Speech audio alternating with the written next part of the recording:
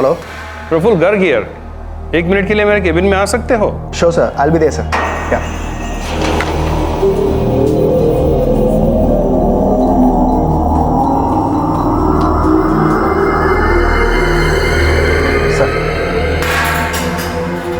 प्रफुल्ल, तुम्हें ये ऑर्गेनाइजेशन छोड़नी होगी। सर क्या हुआ सर? मुझसे कोई गलती हो गई क्या? गलती? इनफैक्ट गलती हमसे हुई है जो तुम्हें नौकरी पे रखा है। हम तुम्हें नौकरी से निकालने वाले थे, लेकिन तुम्हारी करियर का लिहाज करके तुमसे रिजाइन करने को कह रहे हैं। मिस्टर वर्मा, मिस्टर गर्ग, आप प्लीज़ मुझे बताइए तो सही कि मैंने किया क्या है। सर मुझे इस कंपनी में काम करते हुए 1 साल हो गया है और हर बार मेरी परफॉर्मेंस को अप्रिशिएट किया गया है, और आज अचानक आप लोग मुझसे मेरा रेजिग्नेशन मांग रहे हैं। पिछले साल हमने तुम्हें जिस इंस्टीट्यूट से सिलेक्ट किया था प्लेसमेंट के दौरान, वहां से लेटर आया है। डियर मिस्टर गर्ग, हम आपको बताना चाहते हैं कि मिस्टर प्रफुल्ल शास्त्री को 1 साल पहले दी गई MBA की डिग्री रद्द की जाती है। हमें पता चला है कि न सिर्फ प्रफुल्ल बल्कि और कई स्टूडेंट्स ने हमारे इंस्टीट्यूट के एंट्रेंस एग्जाम को धोखे से पास किया। यह फ्रॉड हाल ही में सामने आया है। एक रिप्यूटेड यूनिवर्सिटी होने के नाते ये हमारी जिम्मेदारी है कि हम अपने कॉर्पोरेट पैटर्न्स को इन्फॉर्म करें कि जिन स्टूडेंट्स को उन्होंने अपने यहाँ रिक्रूट किया है उनमें से कुछ ने बिना एंट्रेंस एग्जाम में अपीयर के इंस्टीट्यूट में एडमिशन लिया, जो कि एक फ्रॉड है, और मिस्टर प्रफुल्ल भी इनमें से एक है। इसलिए हमने इनकी डिग्री रद्द कर दी है और हम आपको इस बात की सूचना दे रहे हैं। सर आप सबको इस कंपनी में मेरी परफॉर्मेंस के बारे में पता है। सर मैंने बहुत मेहनत से इस MBA डिग्री को हासिल किया है। We are sorry mister Praful, ये लेटर हमें परसों ही मिला हुआ है और काफ़ी सोचने के बाद हमने ये डिसीजन लिया हुआ है और ये हमारा फाइनल डिसीजन है। सर देखो प्रफुल्ल, फ्रैंकली स्पीकिंग, अगर तुम एडमिशन में ये सब कर सकते हो तो आगे जाके तुम कंपनी में कुछ गड़बड़ नहीं करोगे, इस बात की क्या गारंटी है? एक कंपनी में नौकरी मिलने के 1 साल बाद अचानक एक दिन एक MBA ग्रेजुएट को नौकरी से निकाल दिया गया। वजह यह कि जहां से उसने MBA किया था उसी इंस्टीट्यूट ने उसकी डिग्री रद्द कर दी थी। मुंबई का जाना माना NMIMS, Narsi Monjee institute of management studies. इस इंस्टीट्यूट के एंट्रेंस एग्जाम में धोखाधड़ी और जालसाजी कई बरसों से चल रही थी, लेकिन उसकी दस्तक अभी सुनाई थी। क्या था ये फ्रॉड और ये सामने आया कैसे?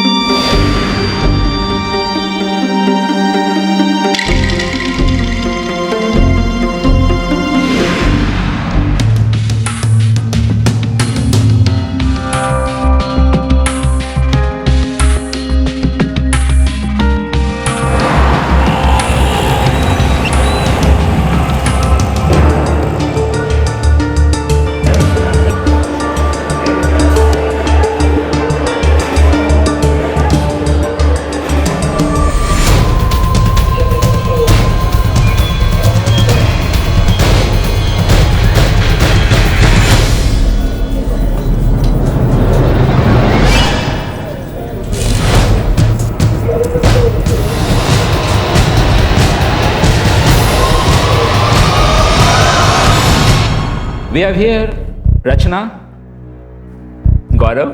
Yes, sir. Hardeep. Yes, sir. Ashutosh. Sir. प्रेरणा. Yes, sir. Amit. Yes, sir. आप लोगों के डिस्कशन का टॉपिक है the education system of our country is outdated. आप लोगों के पास 20 मिनट हैं जो शुरू होते हैं अब। ये बिल्कुल सही है कि हमारा एजुकेशन सिस्टम एकदम आउटडेटेड हो चुका है। ये सेंचुरी ओल्ड है, पर ये अभी तक टिकी है।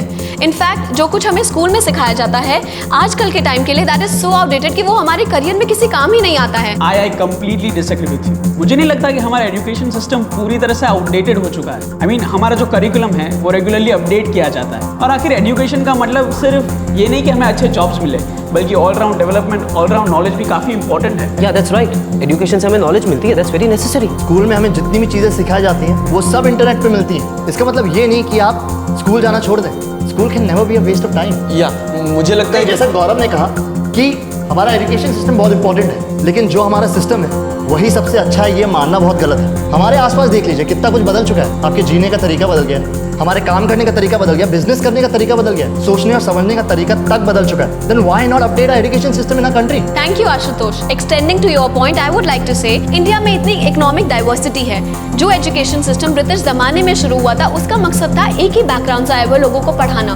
But if you see today's India, एक ही टाइप का education system, big and small cities, towns and villages में एक ही टाइप का सिस्टम कैसे प्रोवाइड किया जा सकता है? लेकिन इसका मतलब ये तो just one second Prerna, let me finish. Student अलग अलग इनकम लेवल से आते हैं, कुछ बहुत ही रिच फैमिली से आते हैं तो कुछ well to do middle class family से आते हैं, लेकिन कुछ लोग ऐसे भी हैं जो बहुत लोअर मिडिल क्लास से आते हैं। उनके लिए इतनी बड़ी बड़ी फीस पे करना is just not feasible. They just can't afford it. Let me complete. So ये difference is not there only in the income. यही फर्क उनके एक्सपोजर्स और उनकी पर्सनालिटीज में भी दिखाई देता है। मैं कुछ कहना चाहता ये हूँ। मुकाबला बराबरी का नहीं है। कितने ऐसे हैं जिनके लिए सिस्टम कितना मुश्किल है और कितने ऐसे जिनके लिए कितना आसान। कितने तो ड्रॉप आउट हो जाते हैं बीच में। So think about it. I agree to your point कि poor students में drop out ratio is more. Exactly. There is a cause of worry. होगा, ड्रॉप आउट रेशियो होगा, पर इसका सोल्यूशन भी तो है और आसान है।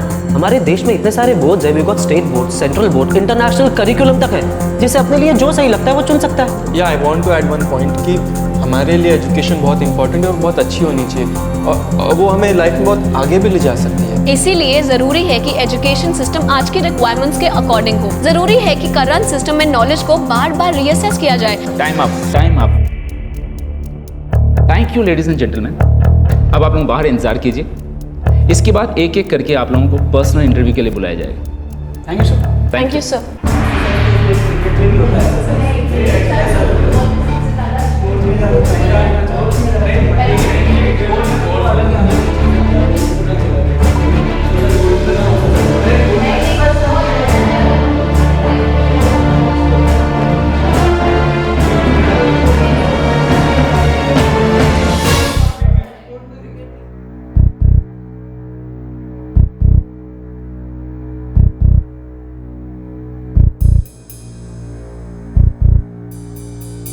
मिस्टर अमित गाडगिल, कुछ बताइए अपने बारे में।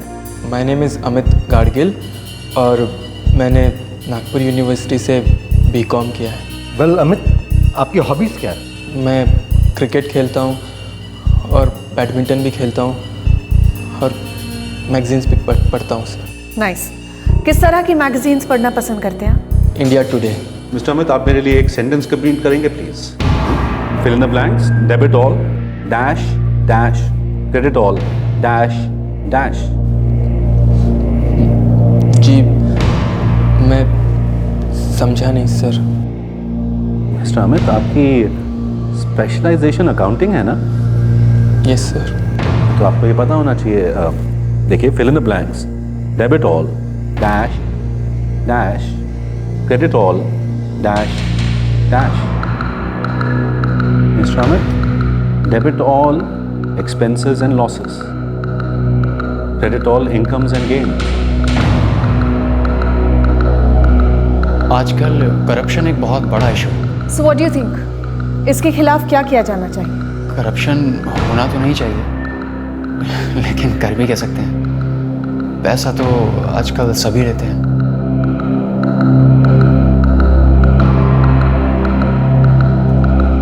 इंडिया के पहले प्रेसिडेंट कौन थे? अब्दुल कलाम, जवाहरलाल नेहरू, सरदार पटेल, बाबा साहब अम्बेडकर, बाबा साहब अम्बेडकर।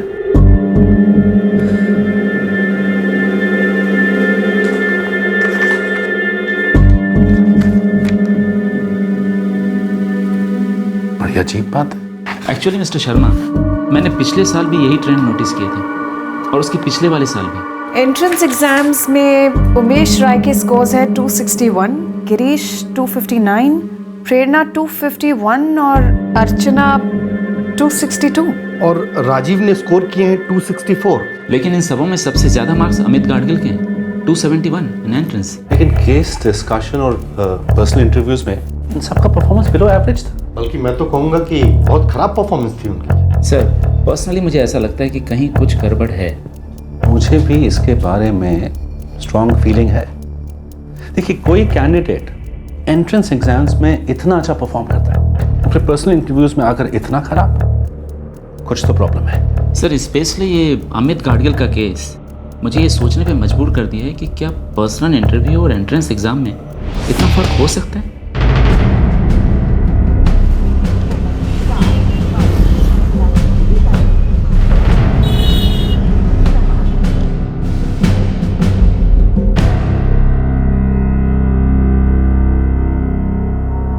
पापा, मुझे नहीं लगता मेरा सिलेक्शन होगा। क्यों नहीं? देखना, इस बार तो जरूर सिलेक्ट होगा। और मुझे तो लगता है कि तू पहले नंबर पर आएगा। नहीं पापा, मेरा केस डिस्कशन और पर्सनल इंटरव्यू बिल्कुल ठीक नहीं हुआ है। तू अभी से इतनी टेंशन क्यों ले रहा है? रिजल्ट तो आने दे। खाना खाओ। अमित गाडगिल को एहसास हो गया था कि केस डिस्कशन और पर्सनल इंटरव्यू में उसका परफॉर्मेंस एवरेज से नीचे ही रहा था, लेकिन फिर भी वो एमबीए की डिग्री किसी भी तरह से हासिल करना चाहता था। आखिर इस अमित गाडगिल की कहानी क्या थी?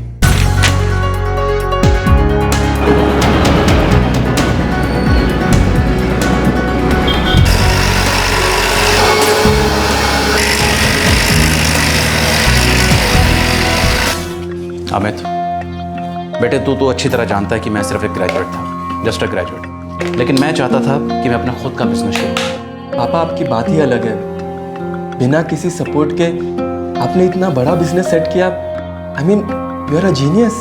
लेकिन बेटे अब वक्त बदल गया है। मेरी सोच से ये बिजनेस कितना आगे जाए, इसलिए मैं चाहता हूँ कि अब तू इस बिजनेस को आगे बढ़ा। हमारी कंपनी में कॉर्पोरेट कल्चर लेकर हमारी कंपनी के बिजनेस को मॉडर्न और इंटरनेशनल बिजनेस बना के दिखा।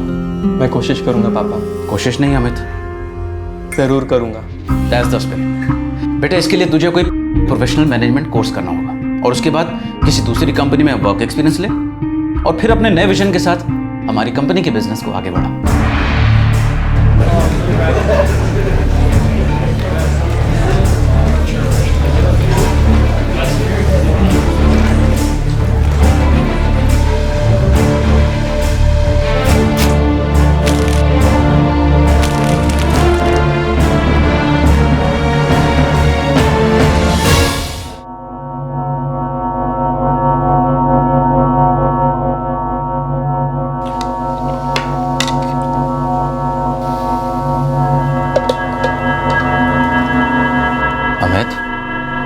बेटा, कैट का एग्जाम आसान एग्जाम नहीं होता है, इसलिए इतना मायूस मत हो। और भी कई रास्ते हैं। पापा, रियली वेरी सॉरी, मैंने आपको डिसअपॉइंट किया। अरे नहीं रे अमित, बिल्कुल नहीं। बेटा, तूने अपनी तरफ से पूरी कोशिश की ना, तो बस देख, वैसे भी बहुत सारी प्राइवेट यूनिवर्सिटीज हैं जिनके मैनेजमेंट कोर्सेज का बहुत नाम है। बेटा, तू वहाँ कोशिश कर। मेरा विश्वास है कि तेरा सिलेक्शन वहाँ ज़रूर होगा। और वैसे भी हारने के बाद ही ज़िंदगी में आगे बढ़ते हैं ना। पापा, मैंने भी ऐसे ही सोचा था कि अगर मेरा कैट में सिलेक्शन नहीं हुआ ना, तो मैं NMIMS में अप्लाई करूँगा। वो भी बहुत रेप्यूटेड है। गुड बेटा, तू अभी से उसकी तैयारी शुरू कर दे। और बेटा, मेरा पूरा विश्वास है तेरा 100% सिलेक्शन होगा। खाना खा।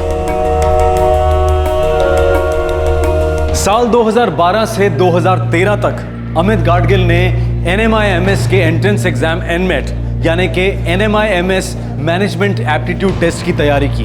इस एग्जाम में वो अच्छे नंबरों से पास भी हो गया और उसे केस डिस्कशन और पर्सनल इंटरव्यू के लिए बुलाया गया। और वहां उसके खराब परफॉर्मेंस को देखकर उसके एंट्रेंस एग्जाम में पास होने पर सवाल उठने लगे और इन्हीं सवालों ने लिया एक सीरियस इन्वेस्टिगेशन का रूप।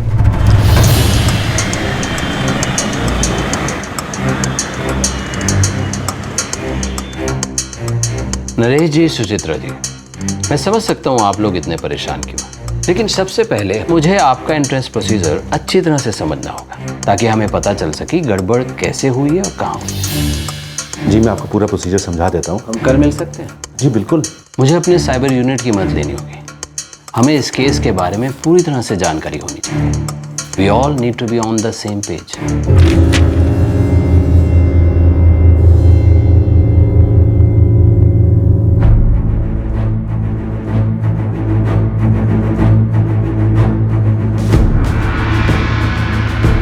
हमारे MBA कोर्स का एंट्रेंस टेस्ट NMAT कहलाता है, यानी NMIMS मैनेजमेंट एप्टीट्यूड टेस्ट। और इसका एग्जाम हमने एक फॉरेन कंपनी पैटरसन इनकॉर्पोरेटेड उनको आउटसोर्स किया हुआ है। यानी कि सारे कैंडिडेट से फॉर्म्स वही कलेक्ट करते हैं और एंट्रेंस एग्जाम भी वही कंडक्ट करते हैं। जी, एंट्रेंस एग्जाम्स इंडिया के 5 जोन्स में होते हैं, north, south, east, west and central. इन 5 जोन्स में टोटल 18 सेंटर्स हैं।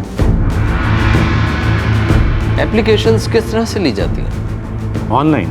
कैंडिडेट्स को फॉर्म ऑनलाइन ही भरने होते हैं।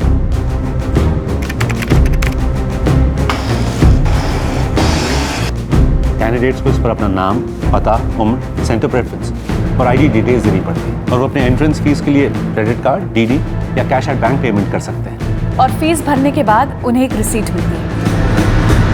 फॉर्म पर कैंडिडेट के फोटो के लिए कोई स्पेस नहीं? नहीं, इस स्टेज पर फोटोग्राफ की जरूरत पड़ती ही नहीं है। इसके बाद हर कैंडिडेट को एंट्रेंस में अपेयर होने के लिए डेट, टाइम और सेंटर दिया जाता है। एंट्रेंस एग्जाम देते वक्त कैंडिडेट को एनमैट आईडी कैरी करना पड़ता है अपने साथ, जो उसे ऑनलाइन रजिस्ट्रेशन वक्त मेल किया जाता है। वेबकैम से वहां उसका फोटो खींचा जाता है, जो उस आईडी के साथ पेस्ट किया जाता है, जिसे पैटरसन इनकॉर्पोरेटेड अपने रेफरेंस के लिए रखता है। इसके बाद ये फोटो कैंडिडेट के आईडी और सिग्नेचर से मैच किया जाता है। एनमैट आईडी वाला रिसीट और फोटो आईडी दिखाने के बाद ही कैंडिडेट को एग्जाम के लिए बैठने दिया जाता है। एंट्रेंस एग्जाम के बाद कैंडिडेट सिलेक्ट कैसे होते हैं और कौन सिलेक्ट करता है, आप या पैटरसन इनकॉर्पोरेटेड? ये एक जॉइंट प्रोसेस है जो हम और पैटरसन इनकॉर्पोरेटेड दोनों करते हैं। एंट्रेंस एग्जाम्स के 3 सेक्शन होते हैं, क्वालिटेटिव स्किल्स, लैंग्वेज स्किल्स और logical reasoning. Patterson Incorporated e answer sheets को चेक करते हैं और उसे मार्क्स देते हैं। उसके बाद सारे कैंडिडेट्स की स्कोर लिस्ट हमें भेजते हैं और उसमें से हम टॉप कैंडिडेट्स को सिलेक्ट करते हैं। एंट्रेंस एग्जाम्स देने वाले सभी कैंडिडेट्स की लिस्ट हमारे वेबसाइट पर अपलोड होती है उनके मार्क्स के साथ। यानी हर कैंडिडेट हमारी वेबसाइट पर जाकर चेक कर सकता है कि वो सिलेक्ट हुआ है या नहीं। और इसके बाद इन सिलेक्टेड कैंडिडेट्स को इंस्टीट्यूट में केस डिस्कशन और पर्सनल इंटरव्यू के लिए बुलाया जाता है। जी।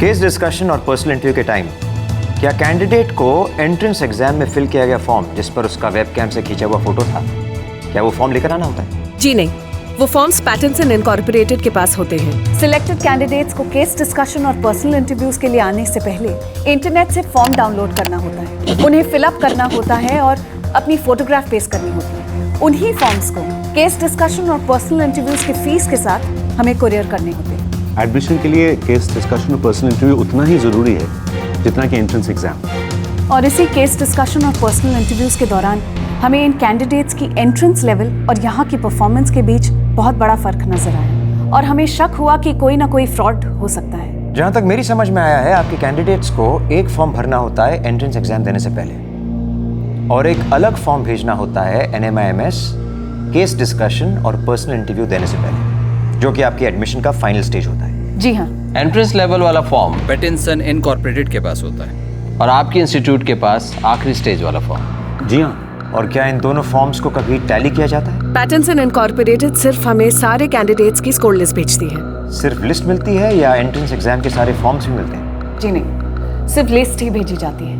एंट्रेंस एग्जाम्स के फॉर्म्स उन्हीं के पास होते हैं क्योंकि एंट्रेंस एग्जाम्स में हजारों कैंडिडेट्स अप्लाई करते हैं, उनके फॉर्म्स हम कभी नहीं देखते। नहीं तो है वो लूप होल। अगर एंट्रेंस एग्जामिनेशन के लिए मैं जाऊं और केस डिस्कशन और पर्सनल इंटरव्यू के लिए शिशिर जाए तो आपको कैसे पता चलेगा? राइट, कभी पता नहीं चलेगा। आपका डाउट गलत नहीं है, यह बहुत बड़ा धोखाधड़ी का स्कोप है, इसके पीछे जरूर कोई बहुत बड़ा रैकेट है। तो आपको इन 6 कैंडिडेट्स के रिजल्ट पे शक है? अमित गाडगिल, उमेश राय, प्रेरणा अलग, अर्चना दिवेकर, गिरीश खेरा, राजीव शाह। और ये 6 लोग हमें उस रैकेट तक पहुंचाएंगे, पर इससे पहले हमें ये कंफर्म करना होगा कि ये लोग खुद एग्जामिनेशन में नहीं बैठे हैं। हमें पैटरसन इनकॉर्पोरेटेड को कांटेक्ट करना होगा। हम उनसे इस बारे में पहले ही बात कर चुके हैं।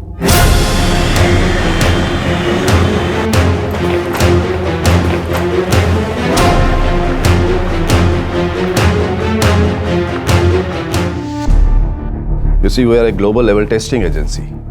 हमारे साथ कितने ही बड़े बड़े एजुकेशनल इंस्टीट्यूट्स जुड़े हुए हैं। इस तरह की गलती हम तो सोच भी नहीं सकते। देखिए, वी अंडरस्टैंड, मगर अब तो ये गलती पकड़ी गई है। Sir, thank you. ये उन 6 स्टूडेंट्स के एंट्रेंस एग्जाम के फॉर्म्स हैं। You can have a look.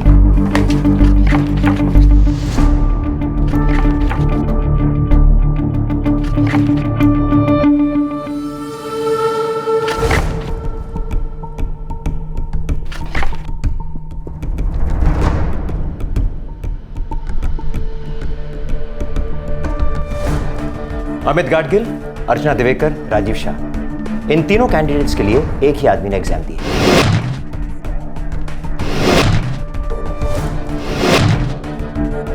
और वैसे ही एक दूसरे आदमी ने उमेश राय, प्रेरणा अलग और गिरीश खेरा, इन तीनों के लिए एग्जाम दिया।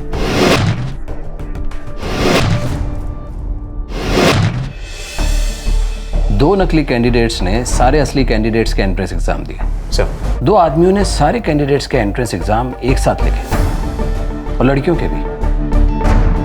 एग्जामिनेशन सेंटर को पता नहीं चला। सर, अमित गाडगिल ने नागपुर सेंटर से एग्जाम दिया, अर्चना देवेकर ने मुंबई से और राजीव शाह ने अहमदाबाद से। इन सभी जगहों पर अलग अलग दिन एग्जाम हुए, इसलिए एक ही आदमी इन तीनों के लिए अलग अलग जगहों पर अलग अलग दिन एग्जाम देने के लिए पहुंच गया। उमेश राय ने दिल्ली से एग्जाम दिया, प्रेरणा अलग लखनऊ और गिरीश खेरा भोपाल, यहाँ भी अलग सेंटर और अलग डेट पर एंट्रेंस एग्जाम, लेकिन आदमी एक। कैंडिडेट असली, एंट्रेंस एग्जाम देने वाला नकली, डमी कैंडिडेट। बिल्कुल सर, जबकि एग्जाम सेंटर पर फोटो आईडी दिखाना होता है, जो कि नकली होगा। सर, मैंने सभी कैंडिडेट्स के ऑनलाइन फीस पेमेंट के बारे में भी छानबीन की। ये सारी पेमेंट्स एक ही आदमी के क्रेडिट कार्ड से आई, शैलेंद्र नागर। और ये शैलेंद्र नागर है कौन? सर, ये सारी ट्रांजैक्शन दिल्ली के एक ही आईपी एड्रेस से हुई हैं। हमने बैंक से इस आदमी की सारी डिटेल्स मांगी हैं। मतलब इस रैकेट की जड़ें दूर दूर तक फैली हुई हैं। अगर इन जड़ों को खोदना है तो किसी को खबर नहीं लगनी चाहिए, आखिरी कड़ी तक पहुंचने तक किसी को पता नहीं। सर, इस इन्वेस्टिगेशन की शुरुआत हम अमित गाडगिल से करना चाहेंगे। इसे एग्जाम में 271 मार्क्स मिले।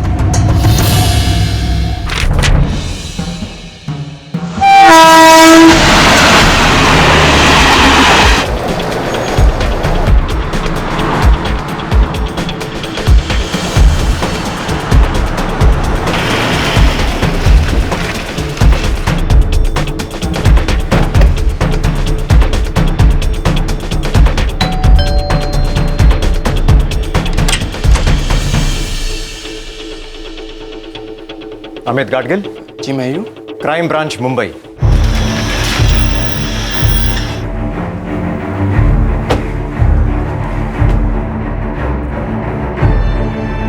लेकिन किया क्या मेरे बेटे ने?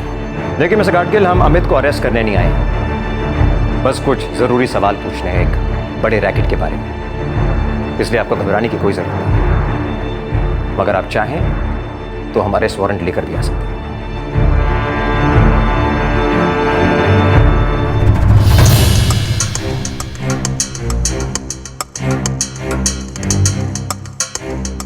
अमित गाडगिल, हमारे पास ये पक्का सबूत है कि वो एंट्रेंस एग्जाम तुम खुद देने नहीं गए, जबकि तुम्हारा फॉर्म ये साफ दिखाता है कि एग्जाम तुमने नागपुर सेंटर से दिया। नहीं सर, मेरा मतलब है सर कि मैंने एंट्रेंस एग्ज़ाम नहीं दिया, लेकिन सर मुझे बोला गया था कि मुझे एग्ज़ाम देने की ज़रूरत ही नहीं है। तो कौन गया था तुम्हारी जगह एग्जाम देने? मुझे नहीं पता कि सर ऐसा भी कुछ हुआ है सर। कैसे हो सकता है? जिस एग्जाम में तुम पास हुए वो तुमने सिर्फ दिया ही नहीं, तुम्हें यह भी नहीं पता कि किसने दिया तुम्हारी जगह। सर मैं सच कह रहा हूँ सर। सर आप प्लीज़ मेरी बात पे यकीन कीजिए। मुझे सिर्फ इतना बोला गया था कि केस डिस्कशन और पर्सनल इंटरव्यू के लिए जाना पड़ेगा और एंट्रेंस एग्ज़ाम देने की ज़रूरत ही नहीं है सर। ये किसने कहा तुमसे? 1 साल पहले मैंने यहाँ नागपुर में एक्सेल मैनेजमेंट क्लासेस ज्वाइन की थी, NMIMS के मैनेजमेंट एप्टीट्यूड टेस्ट के लिए।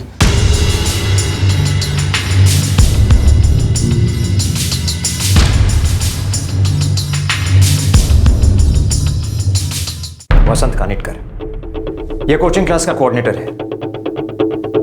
जी हाँ सर, उन्होंने मुझे पूर्णेंदु गुप्ता से मिलवाया था sir. Purnendu, he is Amit Gadgil. Amit, Purnendu sir. Hi Amit. Hi sir. ये वही ब्राइट स्टूडेंट है जिसे आप मिलना चाह रहे थे। Nice to meet you Amit. मुझे भी तुम्हारे जैसे ही ब्राइट स्टूडेंट्स की तलाश होती है। वैसे ये पूर्णेंदु गुप्ता है कौन? जी, उन्होंने बताया था कि वो बड़े बड़े इंस्टीट्यूट्स के लिए मैनेजमेंट कंसल्टेंट हैं। मैं मैनेजमेंट कंसल्टेंट हूँ इंडिया के टॉप एजुकेशनल इंस्टीट्यूट्स के लिए। Really sir? बिल्कुल। और मेरा काम है तुम्हारे जैसे ब्राइट स्टूडेंट्स को ढूंढना और उन्हें एनकरेज करना। जब तुम्हारे बारे में मैंने वसंत से सुना तो मुझे लगा मैं तुमसे मिल लूँ। Thank you so much sir. By the way, कौन सा इंस्टीट्यूट टारगेट कर रहे हो? NMIMS। That's wonderful. बहुत ही नामी इंस्टीट्यूट है ये, और मैं NMIMS से भी जुड़ा हुआ हूँ। सर मैं अपना MBA वहीं से करना चाहता हूँ। That's very good. पर इतने बड़े इंस्टीट्यूट में एडमिशन पाना नामुमकिन तो नहीं है, पर हाँ थोड़ी प्रॉब्लम हो सकती है। वो क्या सर? अब देखो हमें हजारों की तादाद में स्टूडेंट्स जो हैं वो NMIMS के एडमिशन की एंट्रेंस की लाइन में खड़े होते हैं। वो तो है सर। अब कई बार ऐसा भी होता है कि तुम्हारे जैसे ब्राइट स्टूडेंट भी इस लंबी लाइन में कहीं पीछे छूट जाते हैं, लेकिन तुम फिक्र मत करो, मैं तुम्हारी मदद कर सकता हूं अगर तुम चाहो तो। वो कैसे सर? देखो अमित, हर इंस्टीट्यूट में एक मैनेजमेंट कोटा होता है और मैं उसी का इंचार्ज हूं।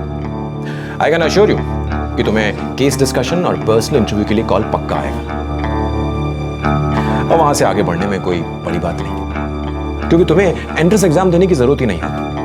तो ये मिस्टर पुर्नेंदु गुप्ता ने तुम्हें बताया कि एंट्रेंस एग्जाम देने की जरूरत नहीं है? यस सर, मुझे लगा कि सच होगा क्योंकि वो मैनेजमेंट टीम से ही थे। फिर उन्होंने कहा कि मैनेजमेंट कोटा के लिए पैसे लगेंगे। अब चूंकि ये मैनेजमेंट कोटा की सीट है, इसके लिए तुम्हें 20 लाख देने होंगे। 20 लाख? हाँ, पर तुम्हारी सीट गारंटीड है। देखो अमित, मैं नहीं चाहता कि तुम्हारे जैसा ब्रिलियंट स्टूडेंट MBA करने का इतना अच्छा चांस गवा दे। आई एम श्योर तुम भी ऐसा नहीं चाहते हो। पापा, पुर्नेंदु सर ने कहा है कि 10 लाख रुपए अभी देने और बाकी के 10 लाख रुपए केस डिस्कशन और पर्सनल इंटरव्यू का कॉल लेटर आने के बाद। बेटे ये बहुत अच्छा मौका है, तो सोच मत, जल्दी से हाँ कर दे। मैंने 10 लाख रुपए पहले दिए थे और बाकी के 10 लाख रुपए केस डिस्कशन और पर्सनल इंटरव्यू का कॉल लेटर आने के बाद। तुम्हारा ऑनलाइन फॉर्म किसने भरा? वो शायद पुर्नेंदु सर ने भरा होगा, क्योंकि जब मैंने उन्हें 10 लाख रुपए दिए थे तब उन्होंने मेरी सारी डिटेल्स ले ली थी। सर ये 6 पासपोर्ट फोटोग्राफ्स जो आपने मंगवाए थे। ऑलराइट। ये डिग्री और मार्कशीट की कॉपीज, ये एड्रेस, बर्थ सर्टिफिकेट और बाकी के डिटेल्स। ओके। ये ड्राइविंग लाइसेंस की कॉपी। That's good Amit. अब बस मन लगा के अपनी क्लासेस अटेंड करो, और ये कोचिंग क्लासेस तो तुम्हें अपने कोर्स में भी काम आने वाली हैं। And just wait for your call. Thank you so much sir. My pleasure. Amit, ये है वो आदमी जिसने तुम्हारी जगह एंट्रेंस एग्जाम दिया था। तुम जानते हो उसे? नहीं सर, मैं इसे नहीं जानता। मैं तो सिर्फ पुर्नेंदु सर को जानता हूँ, और उन्होंने तो मुझसे कहा था कि मुझे एंट्रेंस एग्जाम में अपीयर होने की ज़रूरत ही नहीं है। शैलेंद्र नागर कौन है? पता नहीं सर। शैलेंद्र नागर ने तुम्हारी एंट्रेंस फीस ऑनलाइन जमा की थी, खुद के क्रेडिट कार्ड से। सर मुझे इसके बारे में कुछ भी नहीं पता सर। सर मैं सच कह रहा हूँ सर, प्लीज़ आप मेरा यकीन मानिए सर, प्लीज़ सर। अच्छा बताओ, ये पुर्नेंदु गुप्ता कहाँ का है? वसंत सर ने बोला था कि वो दिल्ली में मैनेजमेंट कंसल्टेंट है। तुम्हारी उसके साथ फ़ोन पर तो बात हुई होगी? हाँ सर। नंबर बताओ। सर मुझे लगता है हमें एक्सेल क्लासेस के वसंत कनितकर से पूछताछ करनी चाहिए। वसंत नहीं, अमित गाडगिल को पुर्नेंदु से मिला है। बड़े होशियार लोग हैं सर, अपना सारा काम पूरी सफाई के साथ करते हैं। किसी कॉर्पोरेट ऑर्गेनाइजेशन की तरह डील करते हैं ये लोग। शायद इनकी अलग अलग डिविजन्स होंगी, जहां से वो अलग अलग जगहों से ये स्टूडेंट सिलेक्ट करते हैं, जैसे कि नागपुर से अमित गाडगिल, मुंबई से अर्चना दिवेकर, दिल्ली से उमेश राय, भोपाल से गिरीश खेरा, अहमदाबाद से राजीव शाह, लखनऊ से प्रेरणा अलग, और ना जाने इनके जैसे कितने और। व्हाइट कॉलर धोखेबाजों की गैंग, एक स्टूडेंट से 20 लाख रुपए। न जाने ये धोखेबाजी कब से चल रही है सर।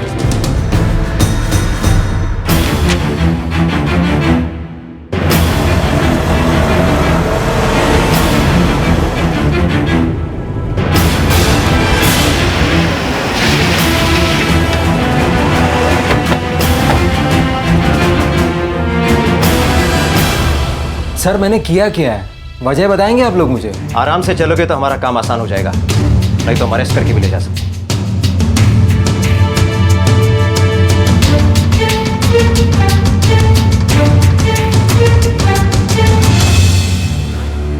सर मैंने किया क्या, आप क्या जानना चाहते हैं मुझसे? पुर्नेंदु गुप्ता के बारे में इंफॉर्मेशन चाहिए हमें, छोटी बड़ी डिटेल्स, सब कुछ। पुर्नेंदु गुप्ता के बारे में? हाँ। सर वो दिल्ली का रहने वाला है, मैनेजमेंट एक्सपर्ट है, मैनेजमेंट काउंसलिंग सेंटर चलाता है, young India counselling services.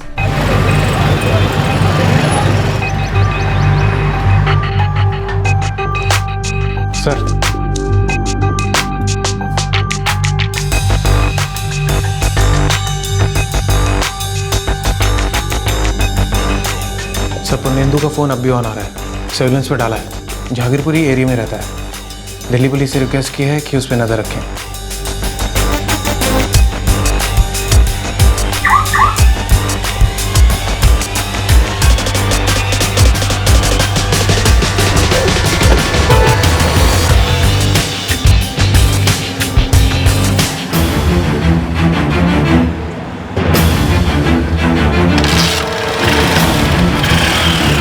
Mister Kanitkar, आप एक एजुकेशनिस्ट हैं। इसका मतलब है कि अगर मैं आपसे एकदम विनम्रता से भी बात करूं तो आप सब कुछ बता देंगे मुझे।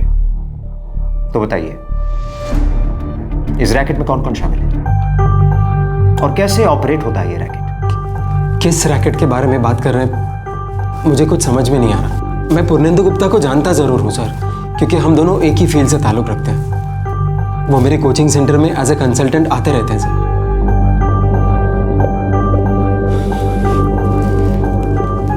सर मैं बिल्कुल सच कह रहा हूं सर। मुझे नहीं पता कि उसका किसी रैकेट में हाथ भी है।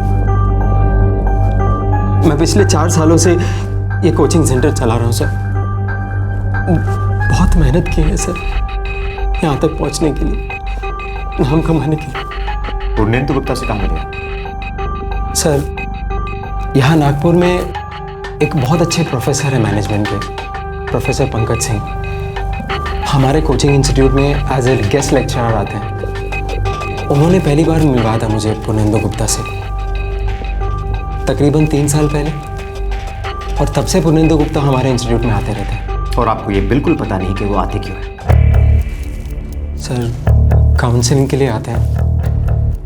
वो अच्छे स्टूडेंट्स को ढूंढते रहते हैं, ब्राइट स्टूडेंट्स को मोटिवेट करते हैं, और बड़े बड़े मैनेजमेंट इंस्टीट्यूट में उनके अच्छे ताल्लुकात हैं, ऐसा उन्होंने कहा था। प्रोफेसर पंकज सिंह। सर ये दोनों कौन है? इनको मैं नहीं जानता। मिस्टर कानिटकर, आपका एड्रेस, बैंक अकाउंट्स, सारी डिटेल्स लिखिए जल्दी।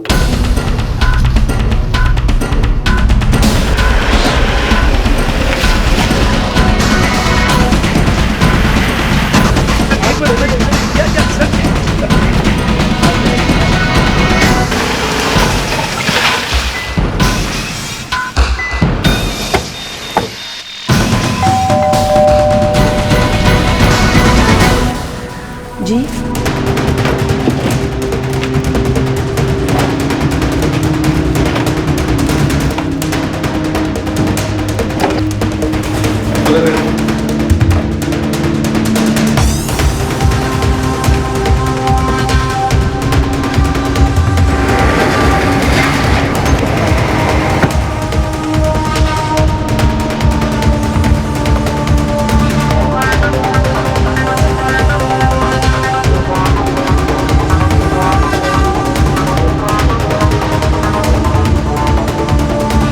प्रोफेसर पंकज सिंह, मैं आपसे सब कुछ साफ साफ सुनना चाहता हूं। ये सारा रैकेट ऑपरेट कैसे होता है? इसमें आपका रोल क्या है? पुर्नेंदु गुप्ता का रोल क्या है? और इस सब के पीछे मास्टरमाइंड कौन है, बताइए। सर मैं पुर्नेंदु के अलावा और किसी को नहीं जानता हूं सर। ये तो बताइए, आपका रोल क्या है? सर कुछ नहीं। हाँ, मैं पिछले 6 साल से पुर्नेंदु को जानता हूं सर। वो मुझसे पूछता था, मेरे कॉलेज में, मेरे इंस्टीट्यूट में पढ़ रहे मैनेजमेंट में जानने के इच्छुक अच्छे स्टूडेंट से बस वो मिलना चाहता था सर, ताकि वो उन्हें अपने जाल में फांस के नोट छाप सके। सर मुझे इसके बारे में कुछ भी नहीं पता। तो फिर आप क्या सोशल सर्विस कर रहे थे? जी नहीं सर, मैं पुर्नेंदु के काउंसलिंग सेंटर में कंसल्टेंट हूँ, जिसके लिए मुझे पेमेंट मिलती थी। यानी कि आप दलाल थे? जी नहीं सर, मैं कंसल्टेंट हूँ।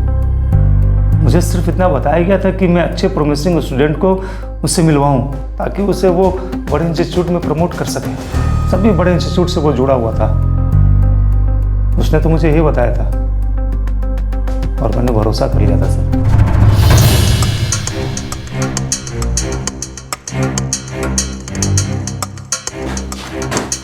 सर, वसंत कानेटकर के बैंक अकाउंट में कोई बड़ा ट्रांजैक्शन नहीं मिला, ना घर में ना क्लासेस में, कहीं कोई कैश नहीं मिला। घर और क्लासेस के अलावा कोई बड़ी प्रॉपर्टी भी नहीं है जिससे कि शक किया जा सके। वसंत कानेटकर और पंकज सिंह, हो सकता है ये दोनों सिर्फ कंसल्टेंट्स हों, पूर्णेंदु गुप्ता तक पहुंचने की सिर्फ कड़ियां हों। शायद उनका इस रैकेट में कोई इन्वॉल्वमेंट ही ना हो, मगर इतना जरूर है कि ये रैकेट बहुत बड़ा है, कई लोग शामिल हैं। सर, हो सकता है वसंत कानेटकर बेकसूर हो, पर मुझे पूरा शक इस पंकज सिंह पर है। वो पक्का पूर्णेंदु गुप्ता के साथ मिला हुआ है। मिस्टर कानेटकर, हम आपको जाने दे रहे हैं, मगर याद रहे आप पूर्णेंदु को कुछ नहीं बताएंगे। हमारी नजर आप पर भी है, उस पर भी। अगर आपने उसकी मदद करने की कोशिश भी की तो आप तो जरूर अंदर जाएंगे।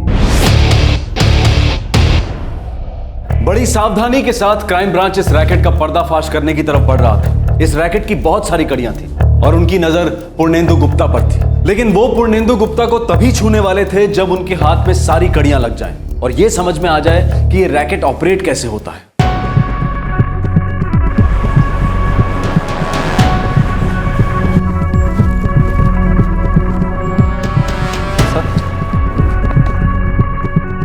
कितने कैंडिडेट्स हैं इसमें? Sir, more than 60।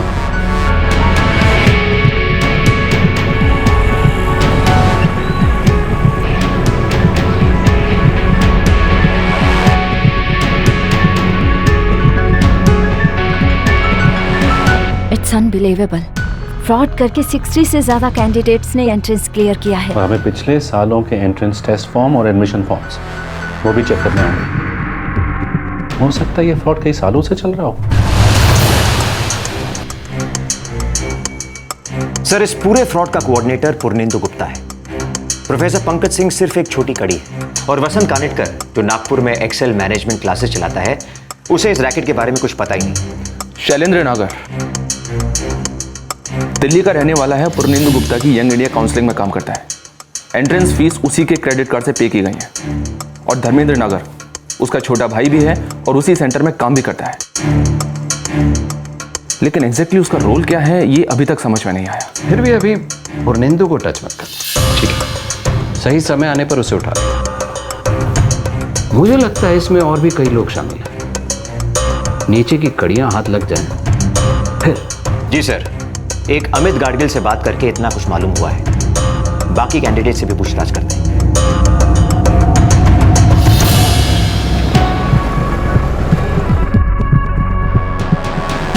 मैं नहीं जानता सर इसे। मैं तो सिर्फ पूर्णेंदु गुप्ता से मिला था। उन्होंने मुझे बताया था कि मैनेजमेंट कोटा से एडमिशन के लिए मुझे कॉल आएगा। पूर्णेंदु गुप्ता से मिले कहाँ तुम? चंद्रेश मित्रा ने मिलवाया था। वो मेरे एक फ्रेंड को जानते थे और उन्होंने मुझे ये भी कहा कि वो मुझे NMIMS में एडमिशन दिलवा सकते हैं। ये चंद्रेश मित्रा कौन है? सर, ठीक से तो मैं भी नहीं जानता सर, पर सुना है पनवेल में उनकी होटल है सर।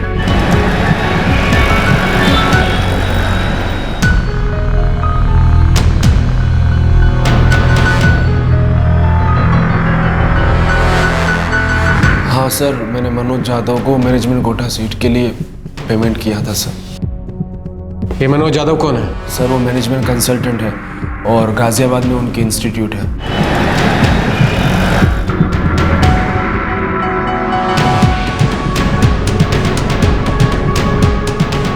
फ्यूचर गाइडेंस सर्विसेज के मनोज यादव को मैंने पेमेंट किया था। सर, मनोज यादव ने मुझे कभी नहीं बताया कि मेरी जगह एंट्रेंस एग्जाम में कोई और अपीयर हो। Manoj Yadav future guidance services वाला? जी सर।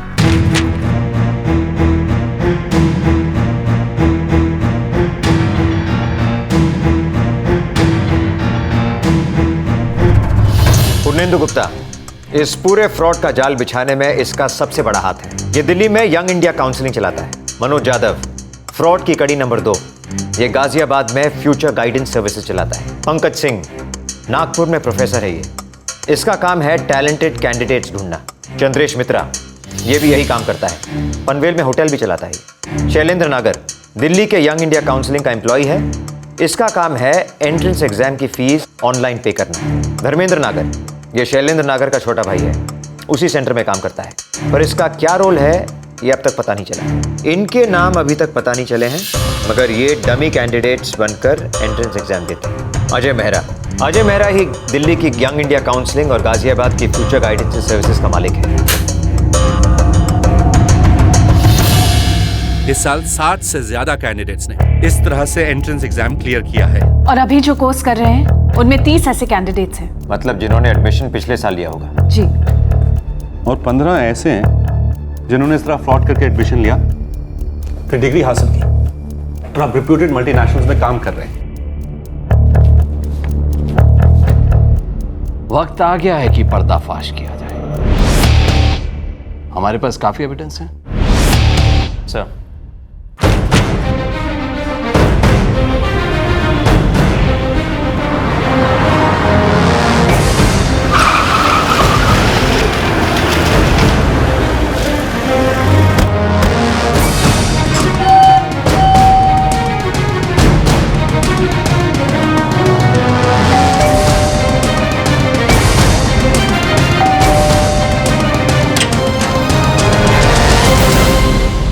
जी। पूर्णेंदु गुप्ता।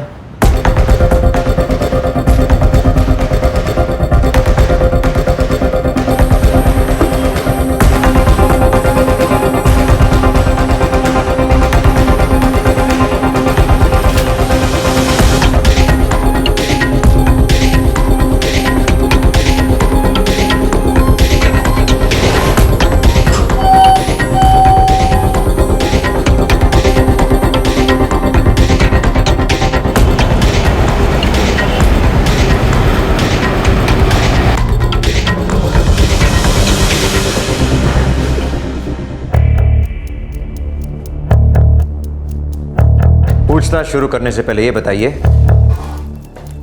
ये दोनों कौन है?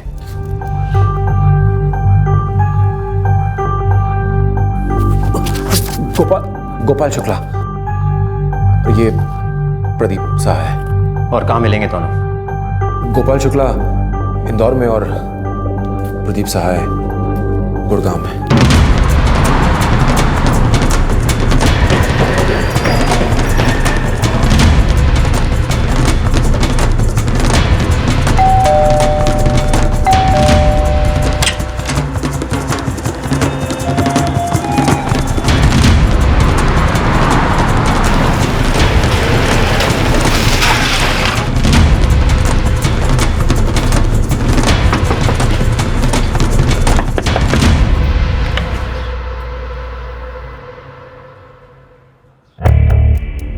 पूर्णेंदु गुप्ता, आपकी जुबान खुलवाने के लिए मुझे हाथों का इस्तेमाल नहीं करना पड़ेगा, ऐसा मुझे लगता है।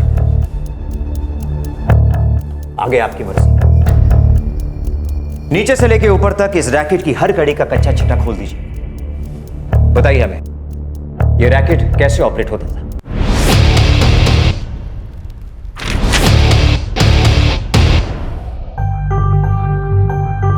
पंकज सिंह और चंद्रेश मित्रा, ये दोनों लोग हमारे लिए कैंडिडेट्स ढूंढते हैं।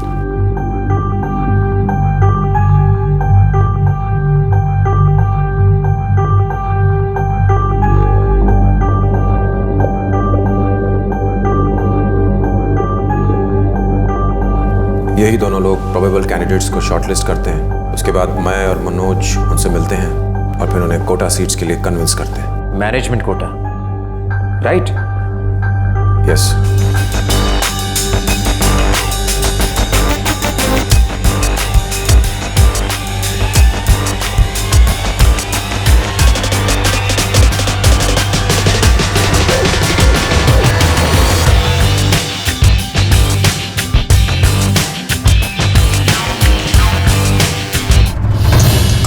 कैंडिडेट से पेमेंट लेने के बाद ऑनलाइन फॉर्म्स कैसे भरे जाते हैं, और एंट्रेंस एग्जाम और एग्जाम सेंटर्स, ये दोनों कैसे मैनेज होते हैं? ये काम शैलेंद्र नागर और उसका भाई धर्मेंद्र नागर संभालते हैं।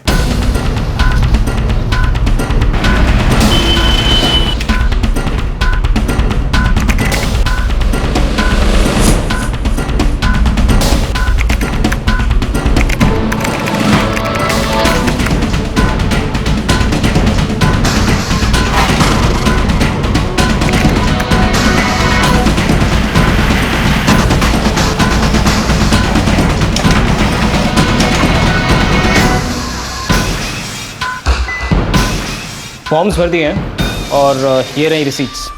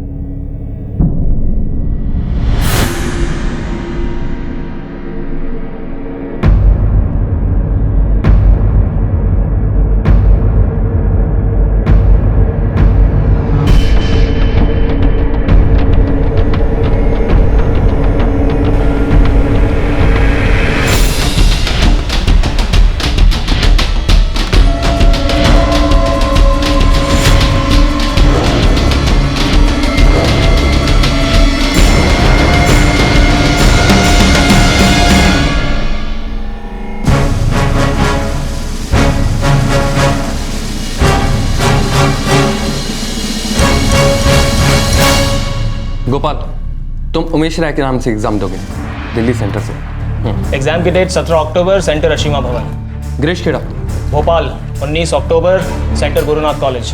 अमित कारगिल, नागपुर 17 अक्टूबर, सेंटर विद्या भवन। और ये तुम्हारा ट्रेन का टिकट।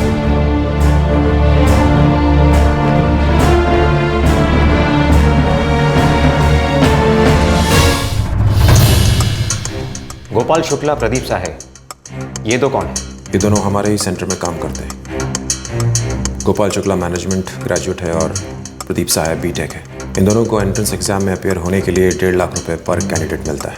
और ये तय था कि वो दोनों एक्सीलेंट रिजल्ट लाएंगे। उनके बाएं हाथ का खेल है ये एंट्रेंस एग्जाम। वो लोग लड़कियों के लिए भी अपियर होते थे, कभी पकड़े नहीं गए। ये कैसे होता है? हमें पता था कि इन एंट्रेंस टेस्ट सेंटर्स पे चेकिंग ठीक से नहीं होती। और ये काम तुम लोग सालों से कर रहे हो। अजय मेहरा का क्या रोल है और कहाँ है वो? अजय मेहरा ही कोचिंग क्लासेस के ओनर है और वो दिल्ली में ही रहते हैं। NMIMS ये एक ही मैनेजमेंट इंस्टीट्यूट है जिसे तुम लोगों ने टारगेट किया है, या और भी हैं जिनमें अपना जाल फैला रखा है? इस रैकेट को बहुत ही प्रोफेशनल तरीके से चलाया जा रहा था और इसे चलाने वाले सभी लोग मैनेजमेंट एक्सपर्ट थे। एक टीम का काम था कैंडिडेट्स को ढूंढना और उन्हें अपने जाल में फंसाना। दूसरी टीम मार्केटिंग एक्सपर्ट की तरह काम करती थी और मैनेजमेंट कोर्स का ख्वाब देखने वालों को अपना क्लाइंट बना लेती थी। तीसरी टीम का काम था एंट्रेंस एग्जाम, आइडेंटिटी प्रूफ, इन सब के जाली डॉक्यूमेंट्स बनाना और कैंडिडेट्स के लिए सेंटर और एग्जाम डेट्स अलॉट करना। और चौथी टीम, जो खुद बहुत टैलेंटेड स्टूडेंट्स रह चुके थे पर अब डमी कैंडिडेट्स बनकर एग्जाम देते और अच्छे रिजल्ट्स लेकर आते। बड़े ही सलीके से ये जालसाजी चलती रही।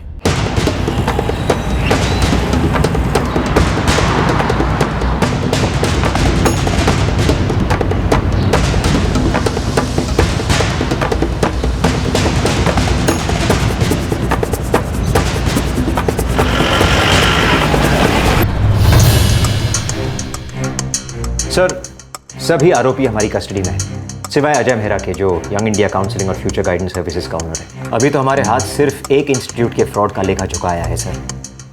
मुझे पूरा यकीन है कि कई ऐसे मैनेजमेंट इंस्टीट्यूट्स होंगे जहां पर ऐसा ही फ्रॉड होता होगा। जाहिर है 3 साल से एक ही इंस्टीट्यूट में इतने अच्छे से फ्रॉड कर रहे हैं, छोड़ेंगे थोड़ी ना बाकी इंस्टीट्यूट्स को।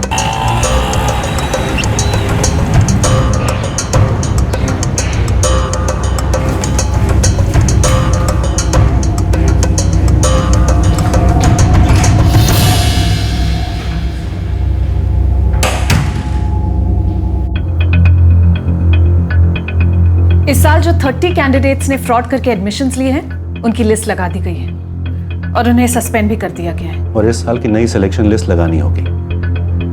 हो सकता है कई डिजर्विंग स्टूडेंट्स होंगे जिनको पिछली लिस्ट में जगह नहीं मिली होगी। ये है उन 15 कैंडिडेट्स की लिस्ट जिन्होंने इस तरीके से एडमिशन पाकर डिग्रीज हासिल करके MNCs में जॉब्स भी पाली है। हमें अपने रेपुटेशन और वैल्यूज के हिसाब से डिसीजन लेना होगा। उन स्टूडेंट्स का सच सामने लाना होगा और उन स्टूडेंट्स को भी सच का सामना करना पड़ेगा। Yes sir. हम आपको बताना चाहते हैं कि मिस्टर प्रफुल्ल शास्त्री को 1 साल पहले दी गई MBA की डिग्री रद्द की जाती है।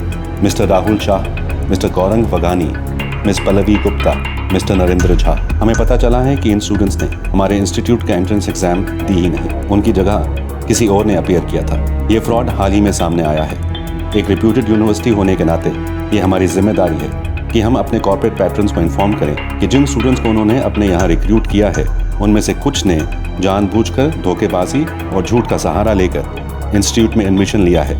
इसलिए हमने इनकी डिग्री रद्द कर दी है और हम आपको इस बात की सूचना दे रहे हैं।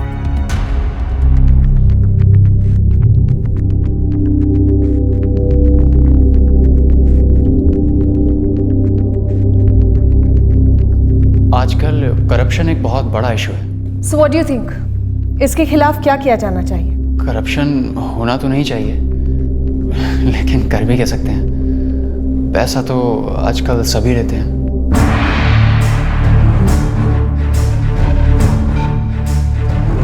सभी दोषियों को IPC की धारा 419, 420, 465, 467, 468 और 471 के तहत गिरफ्तार किया गया है। ये सभी धाराएं जालसाजी, धोखाधड़ी और नकली डॉक्यूमेंट्स इस्तेमाल करने जैसे आरोपों के लिए हैं। इस रैकेट के मुख्य आरोपी अजय मेहरा, जो कि दोनों कोचिंग क्लासेस का मालिक है, उसे भी हिरासत में ले लिया गया है। NMIMS ने सबसे पहला कदम यह उठाया कि एडमिशन प्रोसीजर की खामियों को सुधारा। अब उन्होंने ऑनलाइन एप्लीकेशन फॉर्म में कैंडिडेट का फोटो अटैच करना और जेंडर स्पेसिफाई करना कंपलसरी कर दिया है। यह कंपल्शन पहले के फॉर्म में नहीं था। ऑनलाइन एप्लीकेशन फॉर्म में अटैच किया फोटोग्राफ अब एक एडमिट कार्ड पर प्रिंट किया जाता है और सभी लेवल के टेस्ट पर यह एडमिट कार्ड अपने साथ रखना अनिवार्य है। एक रेप्यूटेड इंस्टीट्यूट ने फ्रॉड का अंदेशा होते ही कानून की मदद ली और इस रैकेट का पर्दाफाश किया। एंट्रेंस एग्जाम में बेहतरीन रिजल्ट्स और दूसरे स्टेज पर केस डिस्कशन और पर्सनल इंटरव्यू में खराब प्रदर्शन, इस एक कमी पर नजर रखने से ये घिनौना जुर्म सामने आया। क्या ऐसा हो सकता है कि इसी तरह का फ्रॉड दूसरे कई इंस्टीट्यूट्स में अब भी जारी हो? इस रैकेट के सामने आने से ना सिर्फ उनके एडमिशंस रद्द किए गए जिन्होंने इस तरीके से इस साल एडमिशन लेना चाहा, बल्कि पिछले साल भी इसी तरह से एडमिशन हासिल करने वाले और इसी तरह से एडमिशन लेकर डिग्री हासिल करने वाले नौकरी में लग चुके सभी लोगों को इसके परिणाम भुगतने पड़े। लेकिन उनसे भी ज्यादा जिन्हें इस फ्रॉड की वजह से नुकसान उठाना पड़ा, वो थे वो डिजर्विंग कैंडिडेट्स जिन्हें योग्यता के बावजूद भी एडमिशन नहीं मिला, क्योंकि उनकी जगह एडमिशन पाने वालों ने डमी कैंडिडेट्स का इस्तेमाल करके उनसे ज्यादा मार्क्स प्राप्त किए थे। जिस सलीके से, जिस प्रोफेशनल तरीके से ये फ्रॉड चल रहा था, उसे देखकर हम सब सुन रह जाते हैं। सच तो ये है कि हर धोखाधड़ी की खबर से इन जालसाजों की हिम्मत देखकर हम सब सुन रह जाते हैं, लेकिन ये जुर्म कम नहीं होते, चलते ही रहते हैं। एक का पर्दाफाश हुआ तो ये लोग दूसरे नए तरीके ढूंढ लेते हैं। हर सिस्टम में कहीं ना कहीं कोई ना कोई खामी तो होती है जिसका ये लोग फायदा उठाते हैं। जालसाजी, स्कैम, अनैतिक व्यवहार, रिश्वत लेना, डोनेशन के नाम पर हो रही लूट, ये सब अब हमारी जिंदगी का हिस्सा बन चुके हैं। इन जुर्मों के लिए मिलने वाली सजा इतनी सख्त नहीं होती। क्या यही वजह है कि ये सिलसिला रुकने का नाम नहीं लेता? क्या इसी वजह से दूसरे लोगों को फ्रॉड करने की हिम्मत और प्रेरणा मिलती है? फिलहाल वो स्टूडेंट्स जो अपना कोर्स कर रहे हैं और जिनका एडमिशन रद्द कर दिया गया है, उन्होंने कोर्ट में इंटरिम रिलीफ के लिए एक रिट पिटीशन दर्ज की है कि उन्हें एग्जाम्स में अपेयर होने दिया जाए। कोर्ट का फैसला आना अभी बाकी है। आपसे फिर मुलाकात होगी क्राइम पेट्रोल दस्तक में एक और नए केस के साथ। इस तरह के और भी एपिसोड देखने के लिए हमारे चैनल को सब्सक्राइब करें और बेल आइकन दबाना ना भूलें।